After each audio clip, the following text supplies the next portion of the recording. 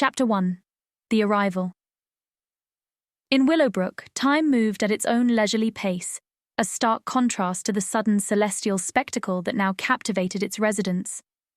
As the brilliant streak of light seared through the night, severing the darkness, it drew people from their homes like moths to a flame. There was a collective gasp as the object completed its fiery descent, crashing with a muted thunder that sent a shiver through the ground and into the soles of their feet. The townspeople, a mix of curiosity and caution, made their way towards the field, the stars above now dimmed by the lingering glow of the object. Pete Judge, the town's informal historian and self-declared expert on all things unusual, led the procession, his cane tapping rhythmically against the rock-strewn path. Beside him walked Mayor Thompson, her face etched with concern for her town and the unforeseen change that this night might herald. The field, usually an expanse of greenery, was now a scene of upheaval. A crater, smouldering slightly and filled with the alien scent of burnt metal and ozone, lay before them. At its center, half buried in the earth, was the artifact, an object unlike any they had seen. It was oblong and shimmered with an ethereal light, casting an otherworldly glow on the faces of the onlookers. The whispers began, a murmuring wave of speculation. Was it a meteorite or something more arcane? The artifact seemed to hum, a sound felt rather than heard, a vibration that beckoned to the very core of their beings. It was as if the artifact was alive, whispering secrets into the night, secrets that had traveled through the void of space to find refuge in the quietude of Willowbrook. The townsfolk didn't notice the change at first, but a subtle shift had begun. The air tingled with a latent power, and the night creatures fell silent, as if in reverence. A thin mist began to rise from the ground, swirling around the artifact, obscuring its form and creating a halo of misty light. It was then that young Ellie, a girl of no more than 9, stepped forward. She was the first to extend a hand, a gesture of greeting or perhaps of acceptance, towards the artifact. The iridescent light pulsed brightly, and the hum grew into a chorus of harmonious tones that resonated with the very essence of Willowbrook. Chapter 2. A Call to Research. A trio known in scholarly circles as eminent minds of the era found themselves at a crossroads. The artifact, with its undecipherable shimmer and unfathomable purpose, was as much a riddle as it was a revelation, and it compelled them to settle in Willowbrook. Dr. Hugo Archibald, with his silver monocle and a keen interest in electromagnetism, Dr. Clara St. James, a botanist whose knowledge of natural poisons was as vast as her curiosity for the stars, and Dr. Frederick Weiss, a cryptologist with a fascination for medieval alchemy, were drawn together not by chance, but by a shared destiny that intertwined with the mysterious artifact. Their initial efforts were met with a blend of admiration and skepticism from the local community. The artifact, resistant to the era's scientific methods, became a symbol of uncharted territories in knowledge and understanding. Undeterred, the 3 scientists established Willowbrook University, an institution that promised to bridge the gap between the old world's wisdom and the burgeoning field of modern science. They converted the town's abandoned manor into lecture halls and laboratories, and the field where the artifact lay became a living classroom. The 3 blind mice, as they were now playfully nicknamed, dedicated themselves to the study of the artifact. Their persistence turned Willowbrook into a beacon of learning, attracting bright young minds eager to delve into the artifact's mysteries and the wider universe. This lifelong career became a relentless pursuit of knowledge, with each scientist complementing the other's expertise, forming a trinity of intellectual exploration. As the world outside Willowbrook bristled with the tensions, inside the university's ivy-covered walls, a different struggle persisted, a quest for understanding that sought to unlock the artifact's secrets and, in turn, perhaps reveal a new understanding of the cosmos. Chapter 3. Revelations. With words spreading all over of the new discovery, the Pope declared himself, the artifact was a sanctified mystery, a divine relic in the eyes of the faithful. This proclamation from the Vatican infused Willowbrook with an air of spirituality that transcended the scientific fervor. pilgrims began to trickle into the town, their faces alight with the same wonder that had initially gripped the townspeople. They came from far and wide, eager to catch a glimpse of what was now considered a celestial sign, a tangible piece of the heavens. The words of the Pope echoed through the hushed conversations of the visitors and were inscribed on a plaque at the entrance of the university grounds. Dr. Archibald, Dr. St. James, and Dr. Weiss, while personally untouched by religious fervor, respected the deep emotions that the artifact evoked. They watched as the university's paths became worn by the feet of the devout and the curious alike.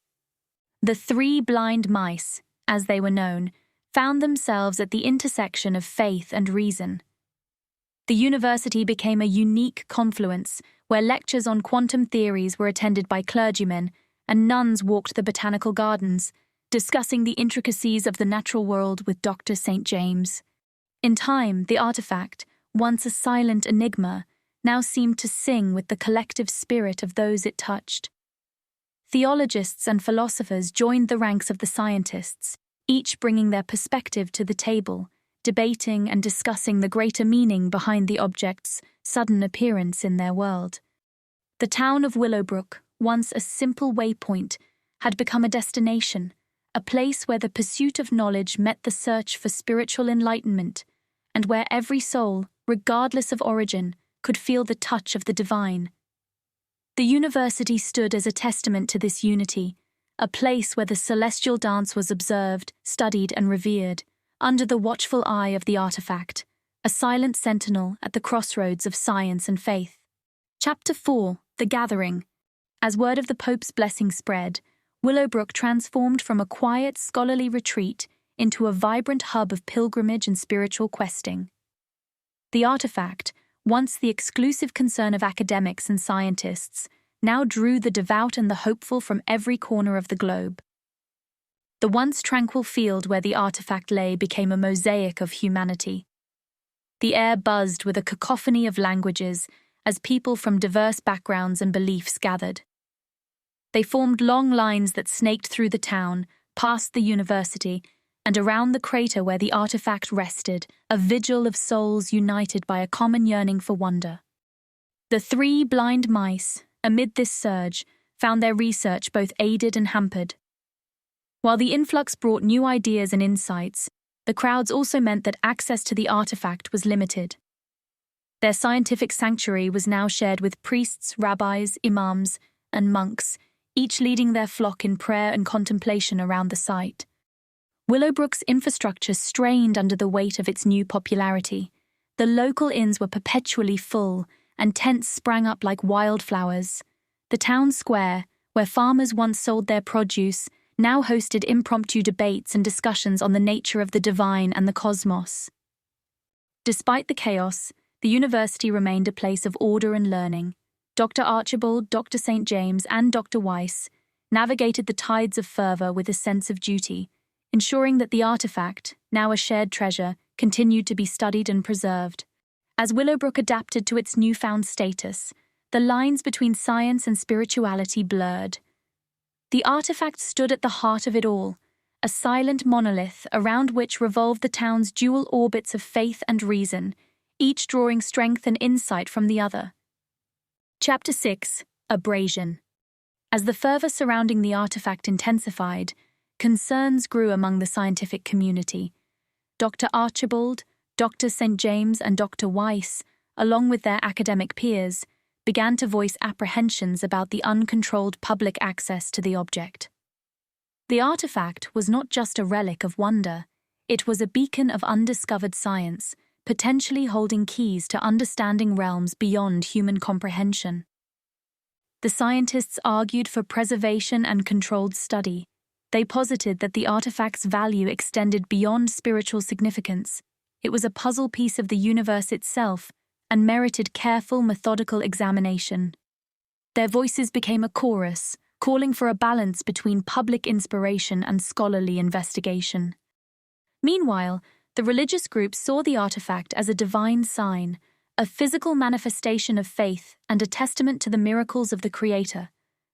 To them, limiting access to the object was akin to restricting the spiritual experience, a dampening of the divine connection that so many sought. Tensions rose between the two factions, with town meetings becoming the stage for this delicate negotiation. The three blind mice found themselves not only as researchers, but as mediators, striving to bridge the gap between science and faith. Eventually, a compromise emerged. A public viewing schedule was established, allowing pilgrims time to bask in the artifact's presence, while also granting scientists dedicated hours for study. This delicate accord was made policy, ensuring that both the heart and the mind were honored in the presence of the mysterious, celestial visitor. Chapter 7. The Rising Phoenix. Pete Judge, the charismatic and shrewd historian with a talent for swaying public opinion, saw an opportunity in the growing divide between the religious community and the scientists. He founded a religious sect named Icon, which rapidly gained followers among those who viewed the artifact as a holy sign, meant solely for the spiritual enrichment of the populace. Icon advocated for the artifact to be deemed a sovereign oddity, a relic beyond the reach of scientific probing, to be protected and venerated as a sacred pillar of the community. With a silver tongue, Judge rallied the people under the banner of Icon, preaching that the artifact was a testament to faith, a divine gift that belonged to the hearts and souls of the faithful, not to the cold, detached analysis of science. He crafted the Three Blind Rats campaign, a clever play on the affectionate nickname given to the trio of scientists. This campaign painted the researchers as interlopers who were blind to the true nature of the artifact and sought to exploit it for their own gain. The Three Blind Rats became a propaganda tool, spreading rumors and slander about the scientific community's intentions. Caricatures of Dr. Archibald, Dr. St. James, and Dr. Weiss adorned pamphlets and posters, depicting them as rats gnawing away at the spiritual fabric of Willowbrook. As tensions rose, the once cordial relationship between the town's spiritual and scientific communities began to fray. The scientists found themselves defending not just their research, but the very principles of academic freedom and inquiry. Yet, amidst the turmoil, some residents of Willowbrook, along with a few voices from both the Icon sect and the university, called for unity and understanding, reminding everyone that the artifact itself was a beacon that had brought them together, a symbol of wonder that transcended the petty squabbles it had inadvertently inspired. Chapter 8. Evolution. As the ideological battle between science and religion over the artifact continued to simmer in Willowbrook, a new mayor, Evelyn Carmichael, was elected with a vision to shepherd the town into a new era of prosperity. Recognizing the potential for growth that the artifact had brought, she proposed an ambitious plan that promised to benefit all, a roadmap for Willowbrook's future. The plan included the construction of tunnels to facilitate easier access to the town, trains to connect Willowbrook with distant cities and promote academic exchange, and boats to navigate the nearby river for trade and tourism. Mayor Carmichael argued that these developments would raise the standard of living for the townspeople and create a harmonious environment where both science and spirituality could thrive. Her proposal was met with mixed reactions. The scientists were in favor, seeing the infrastructure as a means to advance their research and share their findings. Improved transport could bring new technologies, materials, and colleagues to their university, furthering their study of the artifact. On the other hand, the Icon sect and its followers, led by Pete Judge, were wary. They feared that increased traffic and the influx of outsiders might desecrate the sacredness of the artifact and dilute their influence over it. However, the promise of prosperity for Willowbrook was tempting, and even the most devout could see the benefits of economic growth. As Mayor Carmichael navigated these quarrels, she facilitated forums where both sides were heard. She emphasized that the artifact had put Willowbrook on the map, and it was time to embrace this role fully, not just as a spiritual center, but as a beacon of progress and enlightenment. Eventually, a consensus was reached. The construction would proceed with certain conditions to protect the artifact's sanctity. Designated quiet hours would be maintained around the artifact, and the university would be given an advisory role in the town's development, to ensure that scientific progress was not hindered. Under Mayor Carmichael's guidance, Willowbrook began to transform, its skyline slowly evolving, its roads bustling with new life. Yet, at its heart, the artifact remained, a quiet sentinel reminding all of Willowbrook's shared journey towards the future, a future that promised to honor both the wonders of the heavens and the ingenuity of humanity. Chapter 9: New Beginnings. With the new infrastructure paving the way for progress and the town's profile ever rising, Mayor Carmichael proposed a grand event that would encapsulate Willowbrook's journey, the Willowbrook World Fair. It would be a celebration of the artifact, an exhibition of the wonders it had inspired, and an invitation to the world to witness the unity and prosperity it had brought to the town. The fair was to be a showcase of innovation, spirituality, and community. Exhibits would range from scientific presentations about the artifact's material and potential cosmic origins to theological discussions on its impact on faith. There would be cultural exchanges, with music, art, and food from around the globe symbolizing the unity that the artifact had fostered. The university, led by the 3 blind mice, prepared meticulously for the event, eager to present their research. They would demonstrate how the artifact had expanded human understanding of physics. Meanwhile, Icon and other religious groups planned to create a space that emphasized the spiritual significance of the artifact. Pete Judge saw this as an opportunity to solidify the sect's presence and message, organizing exhibitions that depicted the artifact as a divine signal, a cosmic beacon of the Creator's majesty. As the fair approached, excitement built to a crescendo. Willowbrook became a hive of activity, with workers and volunteers from all walks of life contributing to the preparations. The world's eyes turned to this once quiet town, now a symbol of the potential for harmony between different realms of thought. The Willowbrook World Fair was anticipated with fanfare, a testament to humanity's quest for knowledge and the serendipitous wonders of the universe. It was to become a melting pot where skeptics and believers, scientists and spiritualists, locals and foreigners, could all engage in dialogue, share their perspectives, and marvel at the mysterious artifact that, in its silent vigil, had changed their world forever. Chapter 10: Growth. As anticipation for the World Fair grew, so did the number of people flocking to Willowbrook. The prospect of witnessing the wonders of the artifact, coupled with the allure of a global event, attracted visitors from all corners. This influx was too much for the small town to handle, and the local infrastructure was pushed to its limits. Housing became scarce as every inn, boarding house, and spare room was filled, and a sea of tents appeared on the outskirts as temporary abodes for the fair's attendees. The sudden spike in population brought with it a sense of chaos. The town's resources were stretched thin, and the once quiet streets buzzed with an undercurrent of tension. Concerned for the safety of both the residents and the artifact, Mayor Carmichael took decisive action, calling in authorities to help maintain order. A contingent of law enforcement was dispatched to Willowbrook, and temporary measures were put in place to organize the town. They implemented crowd control protocols, especially around the artifact's site, to prevent any damage or unsanctioned access. Barriers were erected, and paths were marked to manage the flow of visitors, ensuring that everyone would have a chance to visit the artifact in an orderly manner. The mayor and town council also worked tirelessly, coordinating with local businesses and civic leaders to ensure that the town, while at its capacity, would remain a welcoming place for all. The priority was to uphold Willowbrook's reputation as a beacon of discovery and cooperation, even as it braced for the fair that would soon put this small town on the world stage. Chapter 11: The Incident. As the World Fair commenced, the atmosphere in Willowbrook was electric with excitement. Scholars, inventors, theologians, and the public converged around the artifact, which stood enshrined in its designated pavilion. The fair promised to be a pinnacle of human achievement and unity, until one unforeseen incident cast a shadow over the festivities.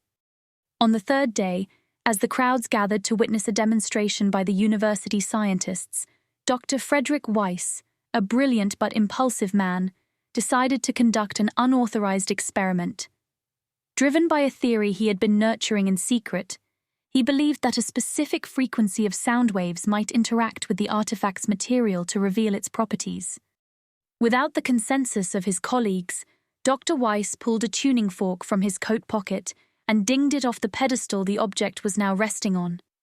The pulse of sound waves emanated from the device, invisible but powerful, until they reached the artifact. For a moment nothing happened, then the artifact pulsed, a deep, throbbing beat that resonated with the very earth beneath their feet.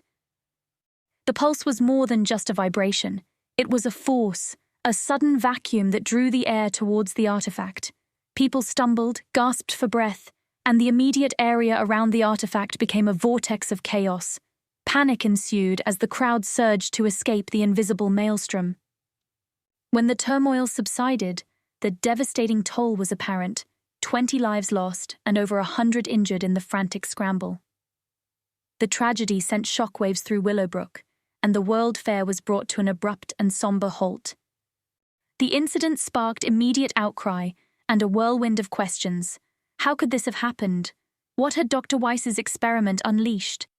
The scientist himself was devastated, his curiosity having led to an unforeseen catastrophe.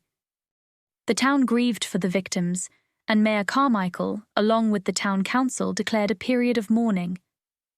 The fairgrounds, once a place of wonder and celebration, became a somber site of reflection. The artifact, now regarded with a mix of reverence and fear, was cordoned off as authorities and the remaining scientists worked tirelessly to understand what had occurred and ensure it would never happen again. This incident would become a pivotal moment in Willowbrook's history, forever changing the town's relationship with the artifact and the path it would take into the future. Chapter 11, Moonlight. And following the calamity at the World Fair, a veil of caution descended upon Willowbrook. The town council, in collaboration with the university's leading scientists, unanimously agreed to restrict access to the artifact. This decision was rooted in new findings that emerged from the scientific community in the fair's aftermath. The incident had been a grim wake-up call, highlighting how little was truly understood about the artifact. Dr. Archibald, Dr. St. James, and Dr. Weiss, with their reputations now bearing the weight of responsibility, spearheaded an initiative to study the artifact.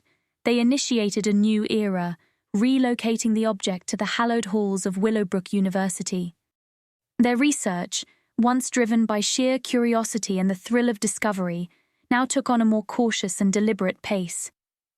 The scientists uncovered that the artifact operated on principles not yet fully comprehensible within the existing frameworks of science. It seemed to interact with the fundamental forces of nature in ways that defied explanation, responding to stimuli in unpredictable and potentially dangerous ways.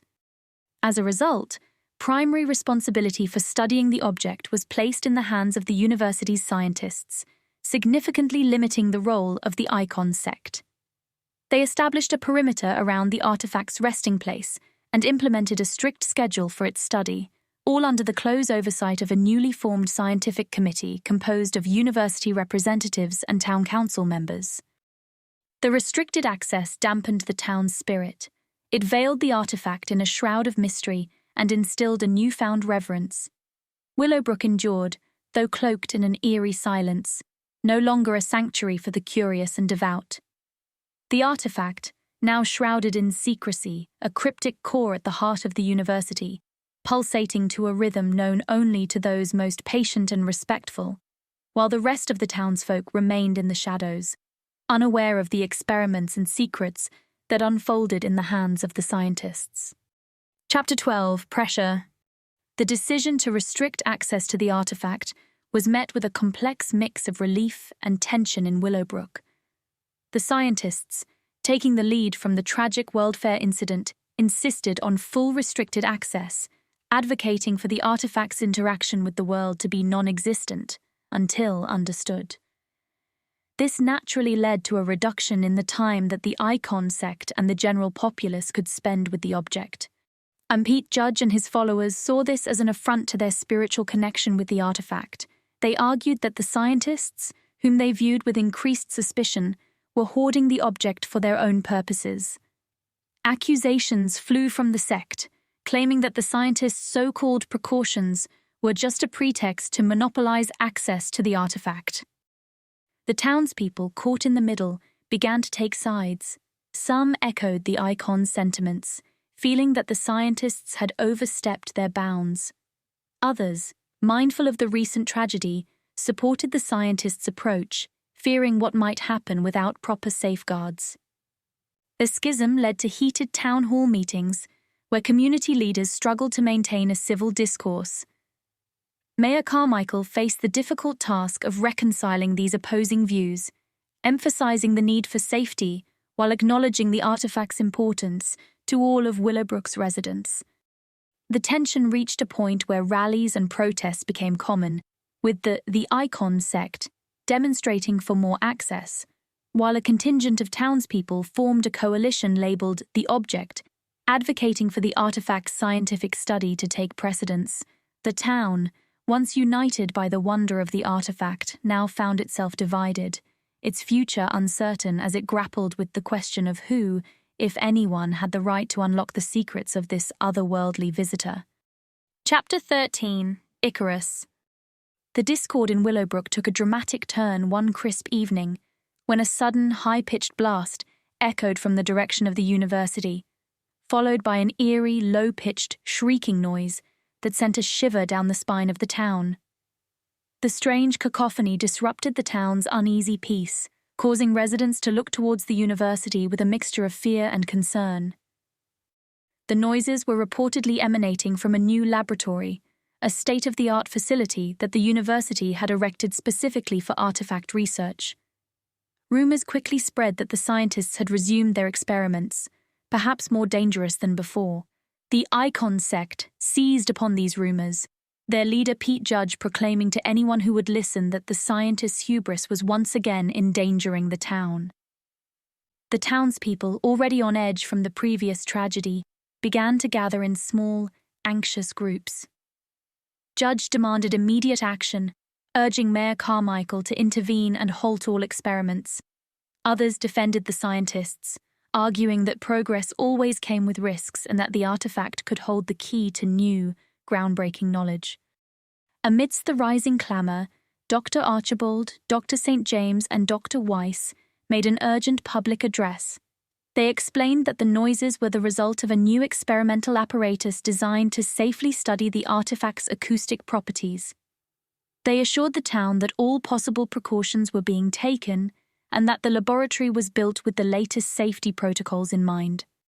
Despite their reassurances, the incident had stoked the fires of dissent. The town was divided between those who saw the artifact as a harbinger of advancement and those who viewed it as a Pandora's box of perils best left unopened. The tension in Willowbrook was palpable, the once harmonious community now grappling with the growing pains of change and the fear of the unknown. Chapter 14, Changes. Over the course of a month, Willowbrook became a nexus of inexplicable phenomena. Reports surfaced of townspeople experiencing episodes of lost time, as if minutes or hours had slipped through their grasp like sand.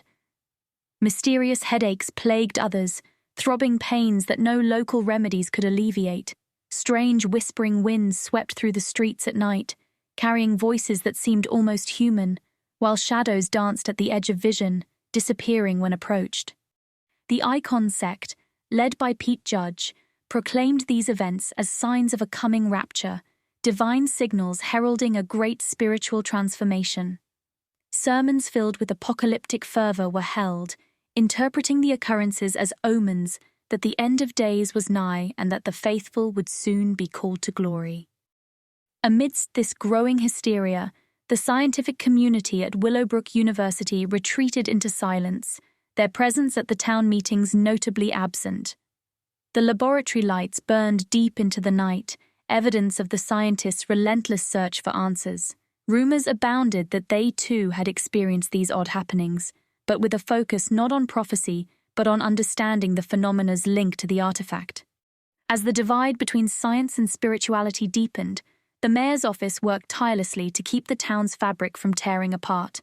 Mayor Carmichael urged calm and rationality, organizing community support groups to help those affected by the strange events. The scientists eventually emerged from their studies with preliminary findings. They hypothesized that the artifact might be interacting with the Earth's magnetic field, causing disruptions that could affect the human brain, hence the lost time and headaches. They were quick to point out, however, that their research was ongoing and that these were merely initial observations. Tensions rose in Willowbrook as the townsfolk awaited clear answers. The mysterious occurrences had upended their daily lives, leaving them caught between fear and wonder, skepticism and belief. The artifact, silent amidst the turmoil, continued to hold its ground, an enigma at the heart of the town's unrest. Chapter 16: Unrest. As the strange phenomena intensified, the very fabric of life in Willowbrook began to unravel.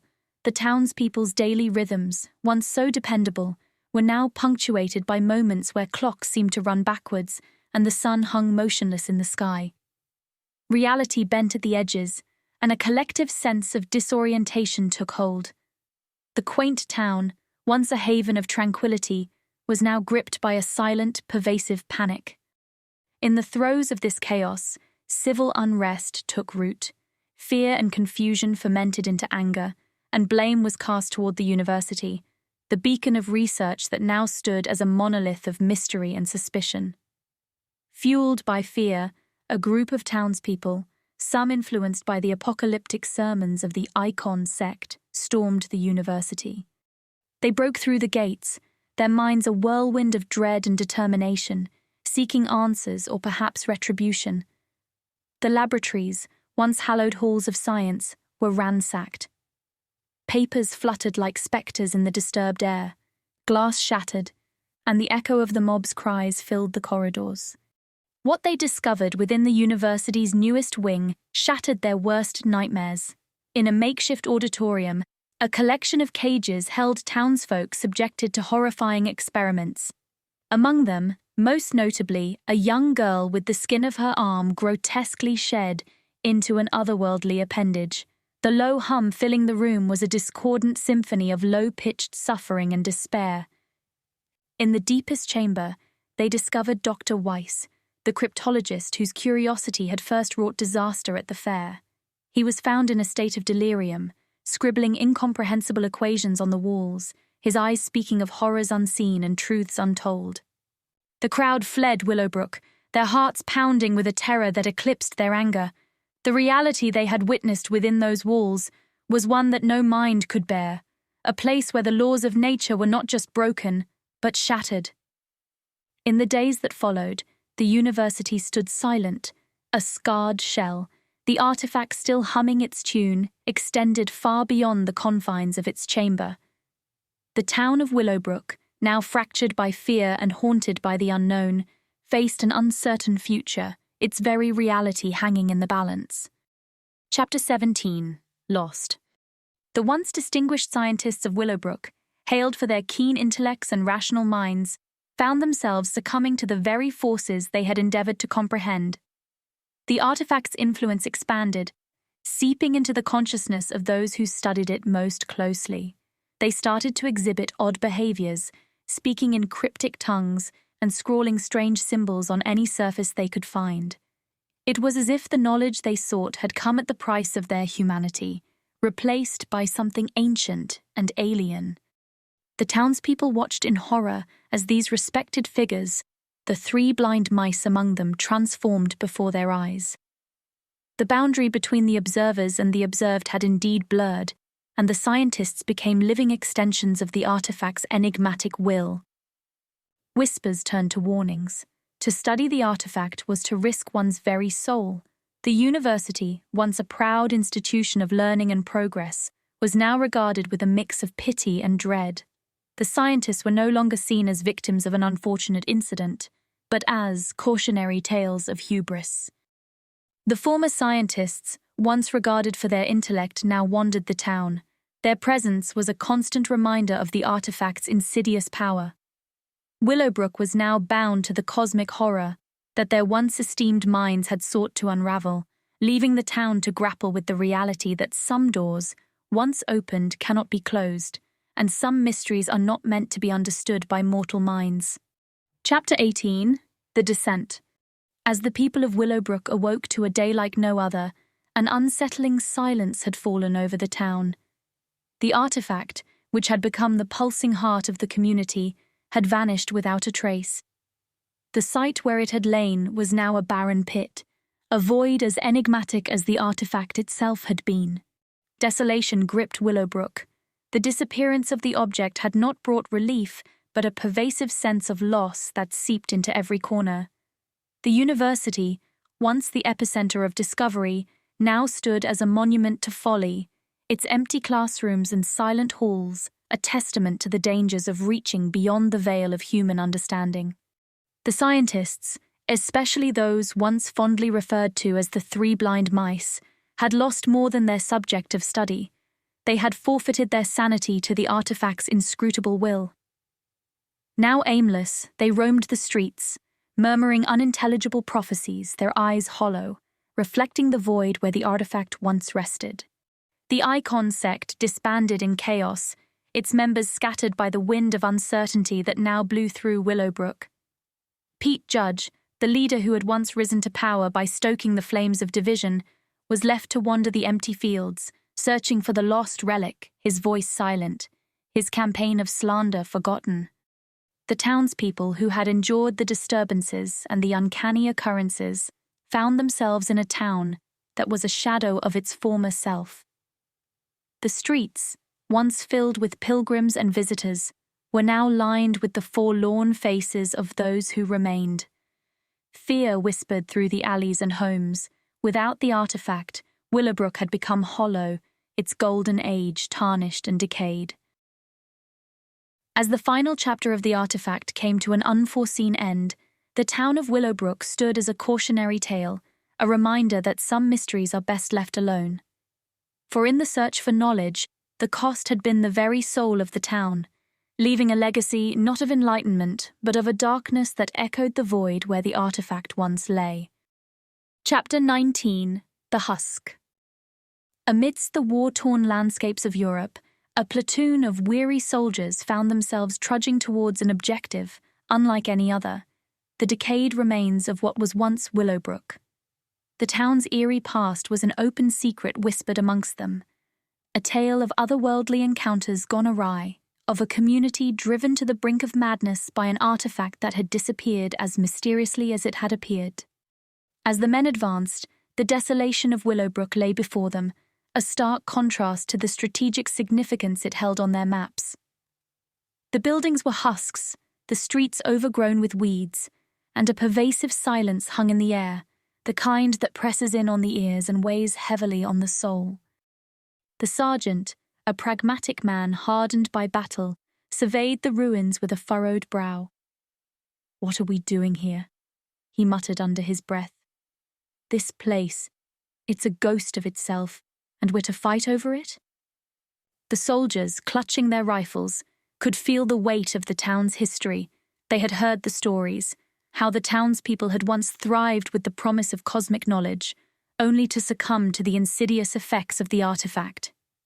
They whispered of the scientists who had become little more than husks, lost to their obsessions, and of the religious sect that had dissolved into the shadows. One young private, eyes wide with the fear of both the seen and unseen, voiced what many thought. "They say the town lost its mind, Sarge, that it's cursed, that the ground we walk on is haunted by those who lost themselves to that thing." The platoon made camp amidst the desolation, the ruins a grim reminder of the folly of reaching too far, of the thin line between discovery and destruction. As night fell, the men huddled around their fires, not for warmth, but for the illusion of safety it provided from the unseen eyes they felt upon them. By morning, the orders came down. Willowbrook was to be bypassed. The cost of claiming it, the brass said, was too high, not in men, but in the toll it would take on morale. The platoon left the decayed town behind, its eerie past dissolving into the mists of war, a somber note in the symphony of conflict that raged across the world. As they marched on, the soldiers cast glances back at the hollow shell of Willowbrook, a place where the past was too present and the ground too saturated with stories best left untold. The war raged on, but the battle for Willowbrook was abandoned. the town left to its ghosts and the whispering winds that carried echoes of its once great aspirations. Thank you for joining us on this otherworldly journey. If you've enjoyed this audiobook, don't forget to hit that like button and subscribe to our channel for more captivating content. And now, dear listeners, I invite you to share your thoughts. What did you love about this story? What otherworldly realms would you like us to explore next? Leave your comments down below. Till next time, fellow wanderers,